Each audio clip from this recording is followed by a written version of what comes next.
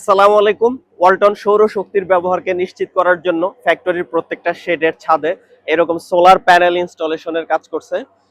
এই শেডে যে ক্যাপাসিটি সেটা হচ্ছে 1.4 মেগাওয়াট, এই পাশ এবং ওই পাশেও রয়েছে।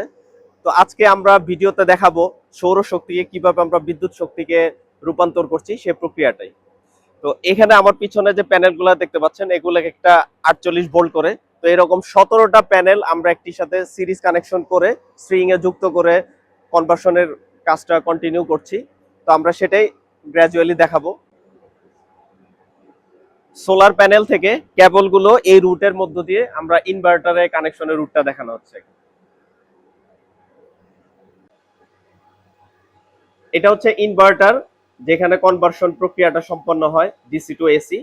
আর এটা ম্যাক্সিমাম 1100 ভোল্ট পর্যন্ত ইনপুট নিতে পারে। তো আমি কিছুক্ষণ আগে বলেছিলাম 17টা প্যানেল একসাথে সিরিজ কানেকশন করে একটি কেবলের কনভার্ট হয়ে ইনভার্টারে ইনপুট হিসাবে কাউন্ট হচ্ছে। তো এই যে এটা হচ্ছে 17টা প্যানেল থেকে আসছে, অনুরূপভাবে এটাও 17টা প্যানেল থেকে আসছে, এখানেও 17টা প্যানেল থেকে আসছে। তো এটা লাল এবং কালো প্লাস মাইনাস হিসেবে বিবেচিত হচ্ছে।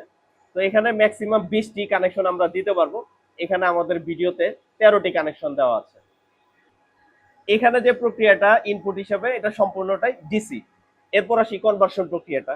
এখানে ডিসি থেকে এসি তে কনভার্সন হয়ে এখানে তিনটা ফেজে রূপান্তর হয়ে আমাদের ইলেকট্রিক প্যানেলে চলে যাচ্ছে। তো আপনারা ইনভার্টার থেকে আমাদের যে ইলেকট্রিক প্যানেলে কেবল ট্রে রুটটা দেখতে পাচ্ছেন। তো এই যে এই পাশে এটা হচ্ছে আমাদের ইনভার্টার থেকে ইলেকট্রিক ডিস্ট্রিবিউশন বোর্ডে কেবলগুলো আসছে। আর এটা প্যানেল থেকে আমাদের লোডে ডিস্ট্রিবিউট হয়ে যাচ্ছে। আমরা ফ্যাক্টরির বিভিন্ন কাজে এগুলো ব্যবহার করতেছি। এখন আমরা আপনাদেরকে আউটপুট গুলো দেখাচ্ছি। তো আপনার স্ক্রিনে প্রথমে যে প্যারামিটারটি দেখতে পাচ্ছেন সেটা হচ্ছে প্রতি ফেজে যে ভোল্টেজ আমরা পাচ্ছি। তো এটা এরপরে প্রতি ফেজে যে কারেন্ট আমরা পাচ্ছি সেটা রিডিং।